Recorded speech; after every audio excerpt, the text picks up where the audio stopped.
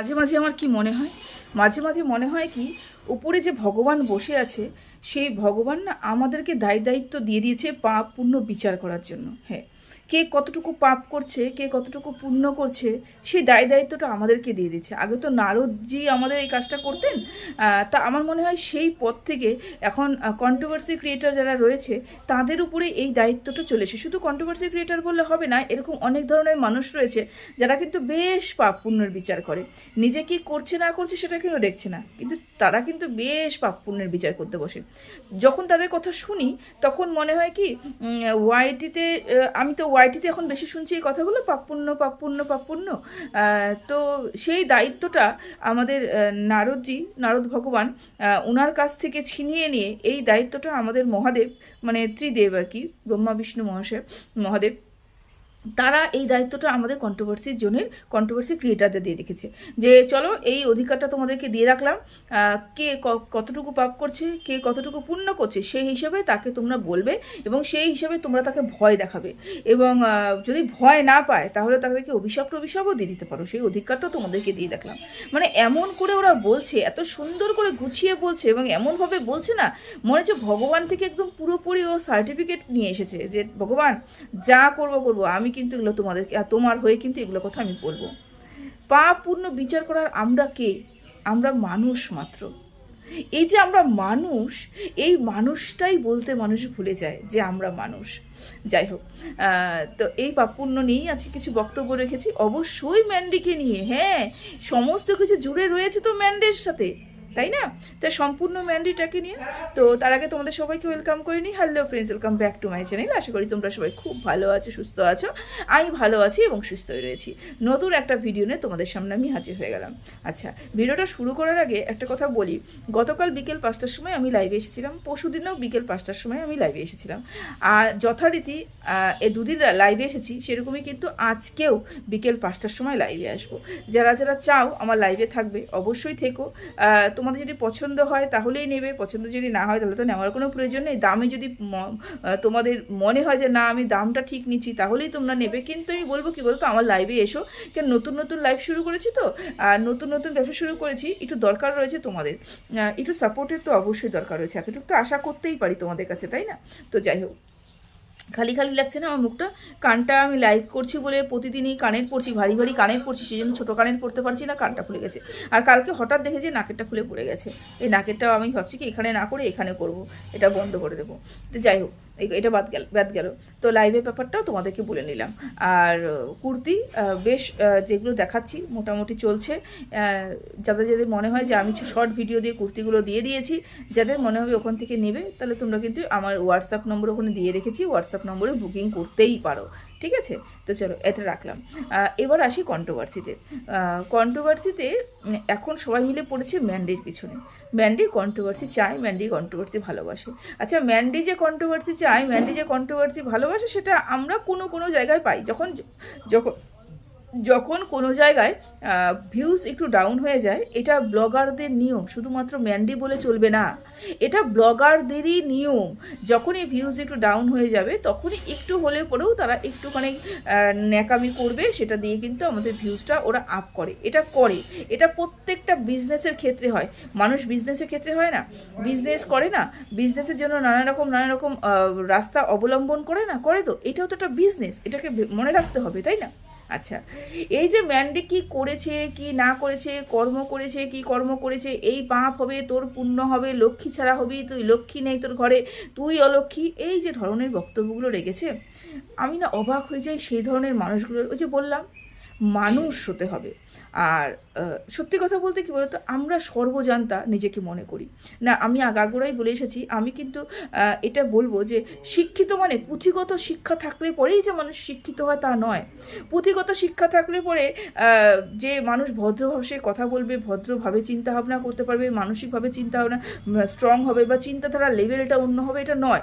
কিছু কথায় পুঁথিগত শিক্ষার আমাদের খুব প্রয়োজন রয়েছে, কিন্তু সবথেকে বেশি শিক্ষার প্রয়োজন হচ্ছে পারিবারিক শিক্ষা, চিন্তাধারা।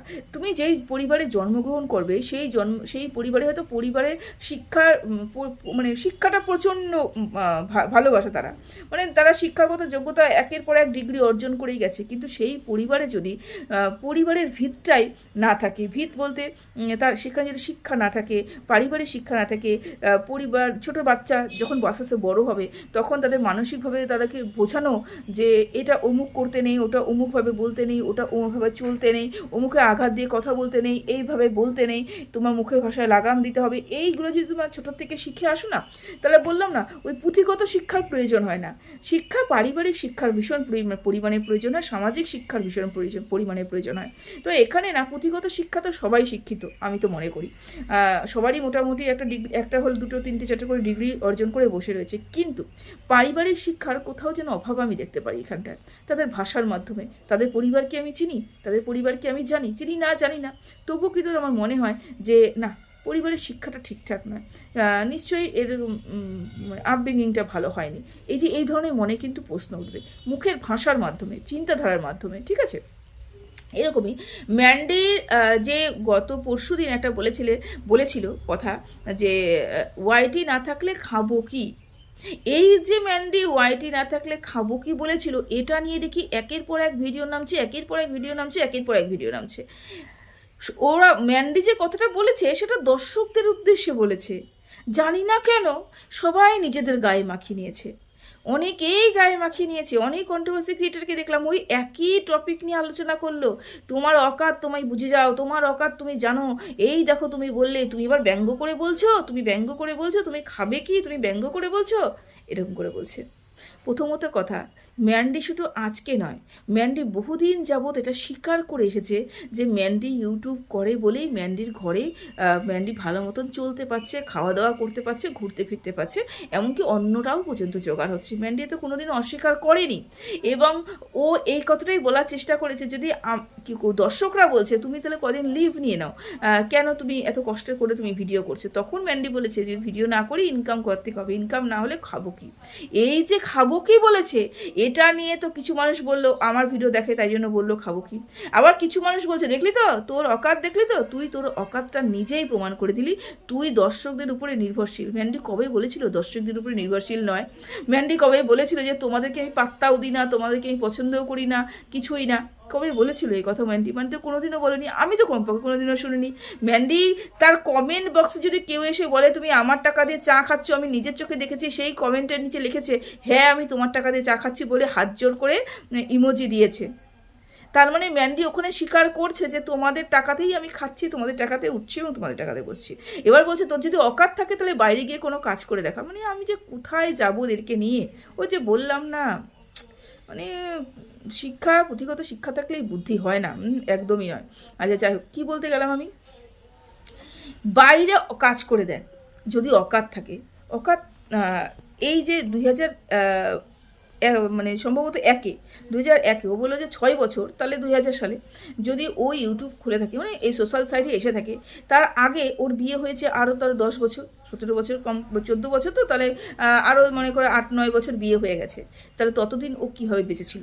বেঁচে তো ছিল, হ্যাঁ অভাব ছিল, বেঁচে তো ছিল, না খেয়ে তো বেঁচে নেই, কিছু না কিছু জোগাড় করে তো খেয়েছিল, তাই না? বেঁচে যখন ছিল, কিছু না কিছু জোগাড় করে যখন বেঁচেই ছিল, তার মানে ওর মধ্যে অকাত রয়েছে। যারা বাঁচতেই পারবে না, যারা চলতেই পারবে না, তাদের অকাত নেই।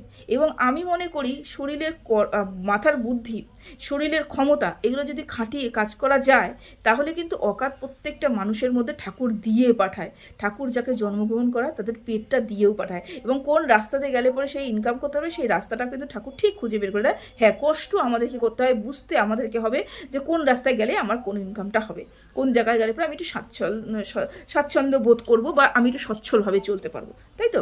তো এই যে বললো অকাত, আচ্ছা এই অকাত নিয়ে যদি আমি বলতে শুরু করি, তাহলে অকাতটা কী হিসাবে বললো? যে ম্যান্ডির পুঁথিগত বিদ্যা নেই? হ্যাঁ বললো তো, পেটের মধ্যে লাথি মারলে পরেও ক বেরোবে না, তার মানে কি পেটে যত তুমি চাপা দাও তাও তোমার ভিতর থেকে কিন্তু ক খ গ ঘ বেরোবে না, মানে তোমার ভিতরে পুঁথিগত শিক্ষা নেই।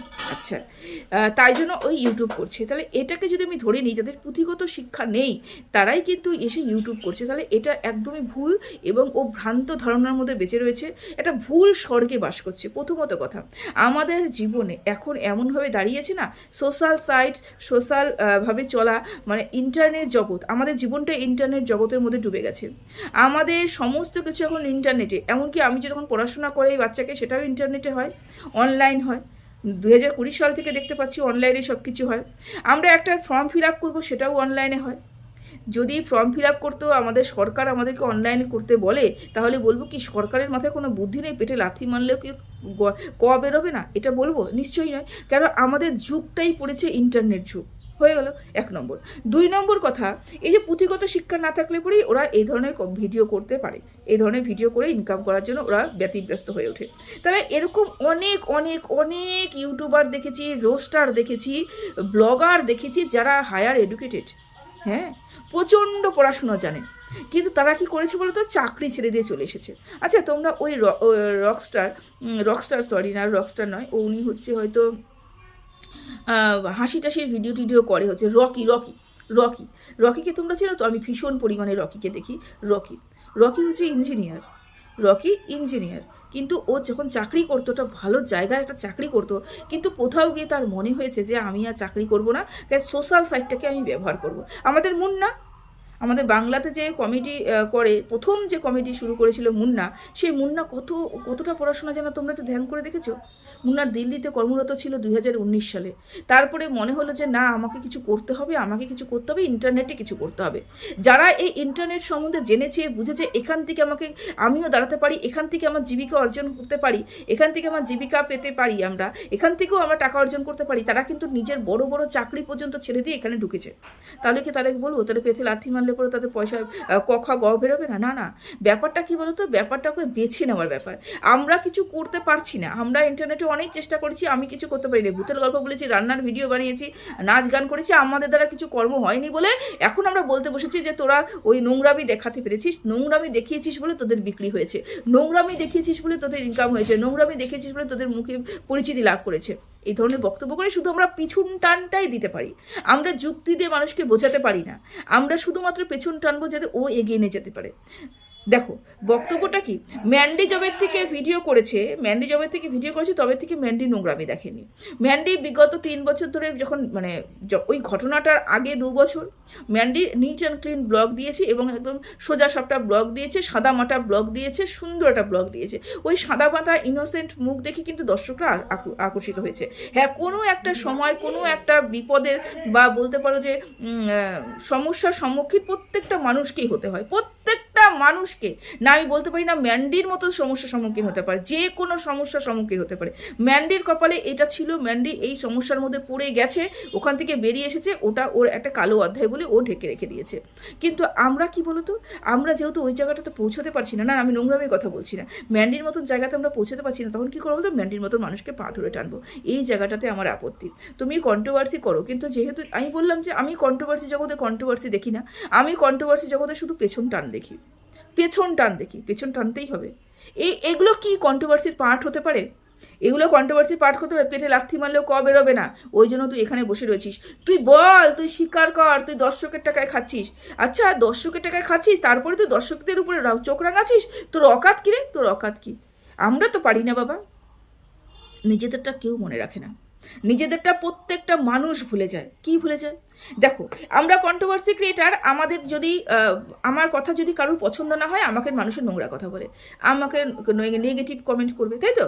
এবং আমাকে নেগেটিভ কমেন্ট করবে, একবার দেখবো, দুবার দেখবো, তিনবার দেখবো, ভালোভাবে নেগেটিভ কমেন্ট দেখবো, ভালোভাবে নেগেটিভ কমেন্ট আমি কোনোদিনও কিন্তু অস্বীকার করি না, চুপ, আমি সহ্য করে যাই। কিন্তু যারা নোংরাভাবে নেগেটিভ কমেন্ট করে, হ্যাঁ, আমি হয়তো রিপ্লাই করি না, বা তাদেরকে হয়তো রিপ্লাই করে আমি হাইড করে দিই, কিন্তু যারা কন্ট্রোভার্সি করে না, তারা কিন্তু নেগেটিভ কমেন্টগুলোকে নিতে পারে না।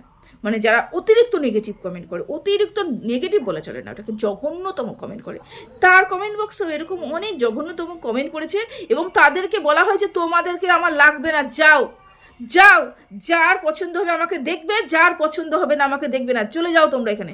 এরকম দর্শকদের আমি বলতে শুনেছি, যে আজকে বলছে দর্শকের টাকা খাস, দর্শকের টাকায় উঠিস, দর্শকের টাকায় বসিস, আবার দর্শকদের চোখ রাঙাস। ম্যান্ডি কোনোদিন দর্শকদের চোখ রাঙায়নি, কোনোদিনও চোখ রাঙায়নি। হ্যাঁ, কিছু মানুষ ম্যান্ডিকে উৎপাত করছিল এবং ম্যান্ডি তাদেরকে সুন্দর করে জবাব দিয়ে দিয়েছিল, সুন্দর করে জবাব দিয়ে দিয়েছিল। ঠিক আছে, তো এই যে চোখ রাঙানোর অধিকারটা সবার যেরকম রয়েছে ম্যান্ডিরও রয়েছে। তুমি যদি চোখ রাঙাতে পারো, ছোট্ট একটা কন্ট্রোভার্সি ক্রিয়েটার হয়, তাহলে ও কেন রাঙাবে না? ও কেন কথা বলবে না? ও কেন প্রত্যুত্তর করবে না? ও কি মাথা বিক্রি করে রেখে দিয়েছে? আজকে ম্যান্ডি তার কর্মর জন্য আজকে এই জায়গায় দাঁড়িয়েছে।